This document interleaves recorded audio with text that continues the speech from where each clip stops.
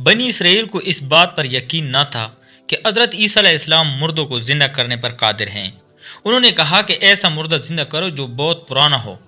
لہٰذا حضرت عیسیٰ علیہ السلام نے حضرت نوح علیہ السلام کے بیٹے جو 4000 سال پہلے انتقال کر چکے تھے ان کی قبر پر جا کر جیسے ہی زندہ ہونے کا حکم دیا تو قبر۔ بسم اللہ الرحمن الرحیم۔ اللہ نے اپنے بندوں کی رہنمائی اور انہیں سیدھے راستے پر چلنے کے لیے 1,24,000 انبیاء کرام بھیجے تاکہ وہ لوگوں کو رائے حق کی تبلیغ کر سکیں۔ ایمان والوں نے انبیاء کرام کی آواز پر لبیک کہا، مگر کچھ لوگوں نے ان کی بات ماننے سے انکار کر دیا اور اپنے لیے جہنم کا انتخاب کیا۔ انبیاء کرام نے اپنی حقانیت ثابت کرنے کے لیے بہت سے معجزات بھی دکھائے تاکہ لوگوں کو یقین آ جائے کہ وہ اللہ کے بھیجے ہوئے نمائندے ہیں، مگر پھر بھی لوگوں نے انہیں جھٹلایا اور ان کی بات ماننے سے انکار کیا۔ ایک مرتبہ حضرت عیسیٰ علیہ السلام کہیں سفر پر جا رہے تھے کہ ایک شخص آپ علیہ السلام کی خدمت میں حاضر ہوا اور عرض کیا، یا نبی اللہ، میں آپ علیہ السلام کی خدمت میں رہنا چاہتا ہوں تاکہ سفر میں آپ علیہ السلام کی خدمت کر سکوں اور علم دین بھی سیکھ سکوں۔ آپ علیہ السلام نے اس کو اجازت دی۔ وہ شخص حضرت عیسیٰ علیہ السلام کے ساتھ سفر کرنے لگا۔ چلتے چلتے راستے میں ایک نہر آئی تو آپ علیہ السلام نے فرمایا، آؤ کھانا کھا لیں۔ دونوں درخت کے سائے میں بیٹھ گئے۔ حضرت عیسیٰ علیہ السلام کے پاس اس وقت صرف 3 روٹیاں تھیں۔ دونوں نے ایک ایک روٹی کھا لی جبکہ تیسری روٹی باقی بچ گئی۔ روٹی کھانے کے بعد حضرت عیسیٰ علیہ السلام نے پانی پینے کے لیے نہر کے کنارے کے پاس چلے گئے۔ جب پانی پینے کے بعد آپ علیہ السلام واپس اس شخص کے پاس تشریف لائے تو دیکھا تیسری روٹی وہاں نہیں تھی۔ حضرت عیسیٰ علیہ السلام نے اس شخص سے پوچھا کہ تیسری روٹی کہاں ہے؟ وہ شخص بولا، مجھے کچھ نہیں پتا۔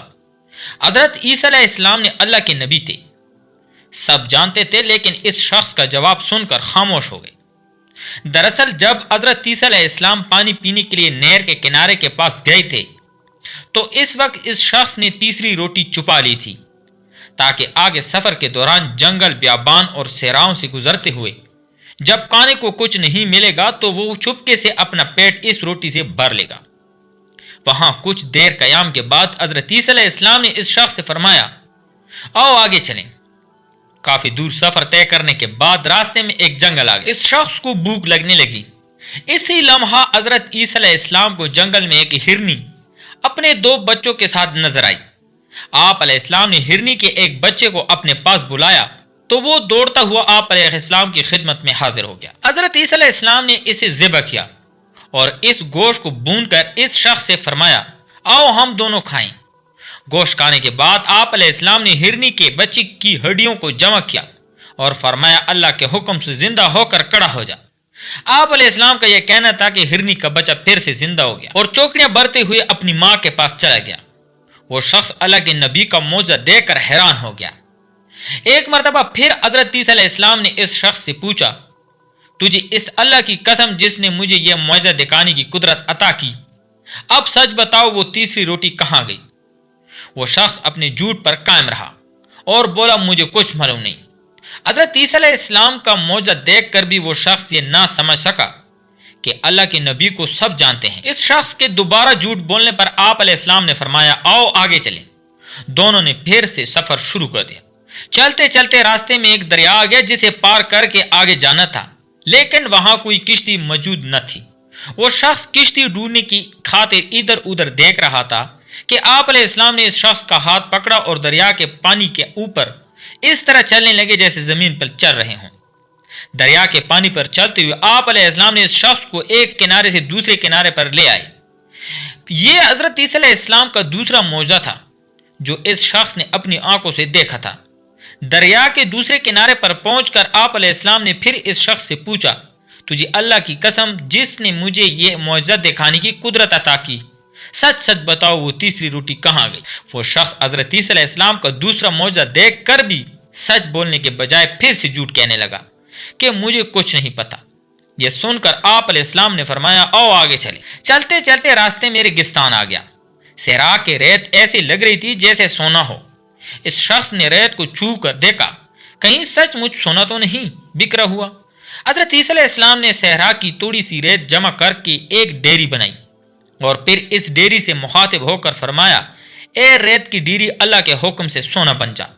آپ علیہ السلام کی یہ فرماتی ہی یہ ریت کی ڈیری سونے میں تبدیل ہو گئی۔ آپ علیہ السلام نے سونے کی ڈیری کی 3 حصے کیے اور پھر اس شخص سے فرمایا سونے کی ڈیری کا ایک حصہ میرا ہے اور دوسرا حصہ تیرا ہے، جبکہ تیسرا حصہ اس شخص کو ملے گا جس کے پاس وہ تیسری روٹی ہوگی۔ اپنے سامنے سونے کی ڈیری دیکھ کر اس شخص کی آنکھیں کھلی کی کھلی رہ گئیں۔ وہ اتنا سارا سونا کھونا نہیں چاہتا تھا۔ جٹ سے سچ بول اٹھا، اللہ کے نبی وہ تیسری روٹی میں نے چھپا لی تھی۔ آخر سونے کی لالچ میں سچ بول کر اس شخص نے اللہ کے نبی کے سامنے اپنی بے ایمانی کا اقرار کر ہی لیا تھا، حالانکہ حضرت عیسیٰ علیہ السلام پہلے سے ہی جانتے تھے کہ تیسری روٹی اس شخص نے چھپائی ہے۔ آپ علیہ السلام یہ سن کر مسکرا دیے اور فرمایا یہ سارا سونا تم ہی لے لو۔ اس کے بعد آپ علیہ السلام اس شخص کو وہیں چھوڑ کر اپنے سفر پر اکیلے ہی روانہ ہو گئے۔ اس شخص نے سونا تو پا لیا لیکن اپنی لالچ، جھوٹ اور کمزور ایمان کی وجہ سے ایک نبی کی قربت اور تعلیمات سے ہمیشہ کے لیے محروم ہو چکا تھا۔ حضرت عیسیٰ علیہ السلام نے بنی اسرائیل کے سامنے اپنی نبوت اور معجزات کا اعلان کرتے ہوئے یہ تقریر فرمائی جو قرآن مجید کی سورت آل عمران میں ہے۔ ترجمہ: رسول میں بنی اسرائیل کی طرف یہ فرماتے ہوئے آئیں گے کہ میں تمہارے پاس تمہارے رب کی طرف سے نشانی لایا ہوں کہ میں تمہارے لیے مٹی سے پرندے کی صورت بناتا ہوں اور پھر اس میں پھونک مارتا ہوں تو وہ فوراً اللہ کے حکم سے پرندہ زندہ ہو جائے گا، اور میں شفا دیتا ہوں مادر ذات اندھے اور سفید داغ والے، اور میں مردوں کو جلاتا ہوں اللہ کے حکم سے، اور تمہیں بتاتا ہوں جو تم کھاتے ہو اور اپنے گھروں میں جمع کرتے ہو، بے شک ان باتوں سے بڑی نشانی ہے اگر تم لوگ ایمان رکھتے ہو۔ اس تقریر میں آپ نے اپنے 4 معجزات کا اعلان فرمایا: مٹی کے پرندے بنا کر ان میں پھونک مار کے اڑا دینا، مادری ذات اندھے اور کوڑے کو شفا دینا، مردوں کو زندہ کرنا، اور جو کچھ کھایا اور جو کچھ گھروں میں چھپایا اس کی خبر دینا۔ اب ان معجزات کی تفصیل بھی پڑھ لیجئے۔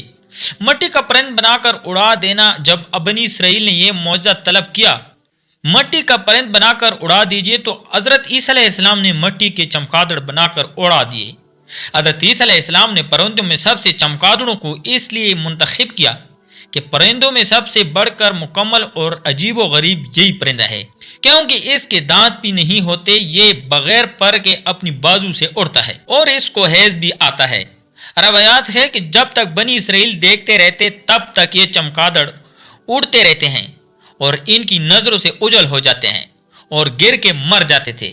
ایسا اسی لیے ہوتا تھا تاکہ خدا کے پیدا کیے ہوئے اور بندوں کی پیدا کیے ہوئے پرند میں فرق اور امتیاز باقی رہے۔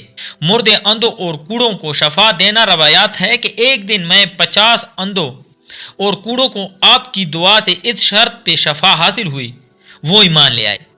مردوں کو زندہ کرنا۔ روایات ہے کہ آپ نے 4 مردوں کو زندہ فرمایا، ایک عذر اپنے دوست کو، ایک بڑھیا کے لڑکے کو، ایک عشرہ اصول کرنے والی لڑکی کو، حضرت سام بن نوح علیہ السلام کو۔ یہ حضرت عیسیٰ علیہ السلام کے مخلص دوست تھے۔ جب ان کا انتقال ہوا تو اس وقت آپ اپنے دوست سے 3 دن کی دوری کی مسافت پر تھے۔ عذر کے انتقال اور دفن کے بعد حضرت عیسیٰ علیہ السلام وہاں پہنچے اور عذر کی قبر کے پاس تشریف لے گئے کو پکارا تو وہ زندہ ہو کر اپنی قبر سے نکل آئے اور برسوں زندہ رہے اور صاحب اولاد بھی ہوئے۔ بڑھیا کا بیٹا یہ مر گیا تھا اور لوگ اس کا جنازہ اٹھا کر اسے دفن کرنے کے لیے جا رہے تھے۔ اچانک حضرت عیسیٰ علیہ السلام کو ادھر سے گزر ہوا تو وہ آپ کی دعا سے زندہ ہو کر جنازے سے اٹھ بیٹھا اور کپڑے پہن کر اپنے جنازے کی چارپائی اٹھاتے ہوئے اپنے گھر آ گیا اور مدتوں تک زندہ رہا، اور اس کی اولاد بھی ہوئی۔ عاشر کی بیٹی یہ جنگ وصول کرنے والی کی لڑکی مر گئی تھی۔ اس کی موت کے 1 دن بعد حضرت عیسیٰ علیہ السلام کی دعا سے زندہ ہو گئے اور بہت عرصے تک زندہ رہی اور اس کے کئی بچے بھی ہوئے۔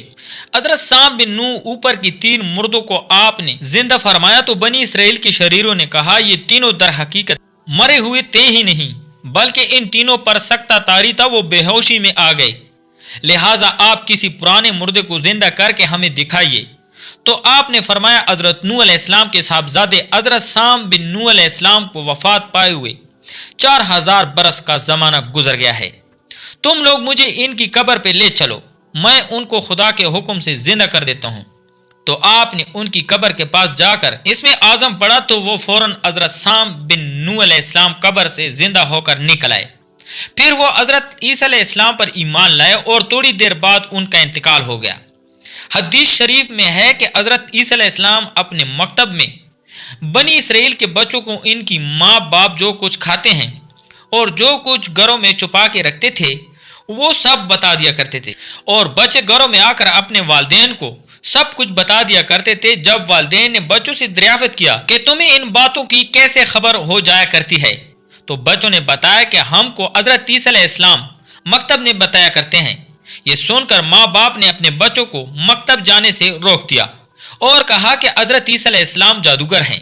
جب حضرت عیسیٰ علیہ السلام بچوں کی تلاش میں بستی کے اندر داخل ہوئے تو بنی اسرائیل نے اپنے سب بچوں کو ایک مکان کے اندر چھپا دیا اور کہہ دیا کہ بچے یہاں نہیں ہیں۔ آپ نے پوچھا کہ گھر میں کون ہے، تو شریروں نے کہہ دیا کہ گھر میں سور بند ہے۔ تو آپ نے فرمایا کہ اچھا سور ہی ہوں گے۔ چنانچہ لوگوں نے ان کے جانے کے وقت دروازہ کھولا تو مکان میں سے سور ہی نکلے۔ اس بات کا بنی اسرائیل میں چرچا ہو گیا اور بنی اسرائیل نے غیظ و غضب میں بھر کے آپ کے قتل کا منصوبہ بنایا۔ یہ دیکھ کر حضرت عیسیٰ علیہ السلام کی والدہ حضرت بی بی مریم آپ کو ساتھ لے کر مصر کی طرف ہجرت کر گئیں۔ اس طرح ان شریروں کی شر سے محفوظ رہے۔ ایک بیری جہاز میں کافی رش تھا۔ سفر کے دوران طوفان کی وجہ سے ہچکولک آنے لگا، جہاز ڈوبنے کے قریب تھا، لہٰذا اس کے کپتان نے تجویز پیش کی کہ جہاز پر بوجھ ہلکا کرنے اور زندہ رہنے کے لیے کچھ سامان کو سمندر میں پھینک دیا جائے۔ تو انہوں نے متفقہ طور پر اس بات کا اتفاق کیا کہ ایک سوداگر کا سامان چھوڑ دیا جائے، کیونکہ ڈوبنے سے بچنے کے لیے یہ بہت ہوگا۔ جس تاجر کا سامان پھینک دینا جانا تھا اس نے اعتراض کیا کیونکہ اس ہی کا سارا سامان پھینک دیا جائے، اور تجویز پیش کی کہ سارے تاجر کے سامان میں سے تھوڑا تھوڑا پھینکا جائے تاکہ نقصان تمام لوگوں میں تقسیم ہو اور نہ صرف ایک شخص متاثر ہو۔ تب باقی سارے تاجروں نے اس کے خلاف بغاوت کی، اور چونکہ وہ ایک نیا اور کمزور سوداگر تھا اس کے لیے انہوں نے اس کے سامان کے ساتھ اسے سمندر میں پھینک دیا اور اپنا سفر جاری رکھا۔ لہروں نے سوداگر کے ساتھ لڑائی کی یہاں تک کہ وہ بے ہوش ہو گیا۔ جب وہ بیدار ہوا تو اسے معلوم ہوا کہ لہروں نے اسے کسی نامعلوم اور ویران جزیرے کے کنارے پھینک دیا ہے۔ سوداگر بہت مشکل سے اٹھا اور سانس لیا، یہاں تک کہ وہ گھٹنوں کے بل گر گیا اور خدا سے مدد کی درخواست کی اور کہا کہ وہ اسے اس تکلیف دہ صورتحال سے بچائے۔ کئی دن گزر گئے۔ اس تاجر نے درختوں کے پھل اور خرگوش کا شکار کر کے گزارا کیا۔ وہ قریبی ندی سے پانی پیتا اور رات کی سردی اور دن کی گرمی سے اپنے آپ کو بچانے کے لیے درخت کی لکڑی سے بنی ایک چھوٹی جھونپڑی میں سوتا۔ ایک دن تاجر اپنا کھانا بنا رہا تھا، تیز آندھی چل رہی تھی اور اس کے ساتھ لکڑی کی جلتی ہوئی لاٹھی اٹھ جاتی اور اس کی لاپرواہی میں اس کی جھونپڑی میں آگ لگ جاتی تھی۔ لہٰذا اس نے آگ بجھانے کی کوشش کی لیکن وہ ایسا نہ کر سکا کیونکہ آگ نے پوری جھونپڑی کو اس کے ساتھ ہی بسم کر دیا۔ یہاں سوداگر چیخے لگانے لگا کیونکہ رب مجھے غلط طریقے سے سمندر میں پھینک دیا گیا اور میرا سامان ضائع ہو گیا، اور اب تو یہ جھونپڑی بھی جو میرا گھر ہے جل گئی ہے اور میرے پاس اس دنیا میں کچھ نہیں بچا اور میں اس جگہ اجنبی ہوں۔ خداوند یہ ساری آفتیں مجھ پر کیوں آتی ہیں؟ اور سوداگر غم سے بھوکا ہی رات کو سو گیا۔ لیکن صبح ایک حیرت انگیز واقعہ ہوا اور واقعہ اس کا انتظار کر رہا تھا۔ جب اسے جزیرے کے پاس پہنچنے والے ایک جہاز ملا، اسے بچانے کے لیے ایک چھوٹی کشتی سے اتر رہا تھا۔ اس سوداگر جہاز پر سوار ہوا تو خوشی کی شدت سے یقین نہیں کر پا رہا تھا، اور اس نے ان سے پوچھا کہ انہوں نے اسے کیسے ڈھونڈا اور اس کا ٹھکانہ کیسے جانا۔ انہوں نے اس کا جواب دیا، ہم نے دھواں دیکھا، لہٰذا ہمیں معلوم ہے کہ کوئی شخص مدد کے لیے پکار رہا ہے، لہٰذا ہم دیکھنے آئے۔ اور جب اس نے ان کو اپنی کہانی سنائی کہ کس طرح اسے ناجائز طریقے سے سوداگروں نے جہاز سے پھینک دیا، انہوں نے اسے بتایا کہ سوداگروں کا جہاز منزل تک نہیں پہنچا۔ ڈاکوؤں نے اس پر چھاپا مار سب کو لوٹ لیا اور لوگوں کو مار ڈالا۔ تو سوداگر روتے ہوئے سجدہ کرتا ہے اور کہتا ہے، خداوند تمہارے سب کام اچھے ہیں، پاک ہیں۔ وہ رب جس نے قتل سے بچایا اور اس کے لیے بلائی کا انتخاب کیا، اگر آپ کے حالات بگڑ جاتے ہیں تو خوفزدہ نہ ہو، بس اتنا بھروسہ کریں کہ خدا ہر چیز میں حکمت رکھتا ہے، یہ آپ کے ساتھ ہوتا ہے اور اس کا بہتر۔ اور جب آپ کی جھونپڑی جل جائے گی، جان لو خدا آپ کے امور کا انتظار کر رہا ہے اور آپ کو بچانے کی کوشش کر رہا ہے۔ اللہ تعالیٰ ہمیں دین کی مکمل سمجھ نصیب فرمائے اور سب کا حامی و ناصر و آمین۔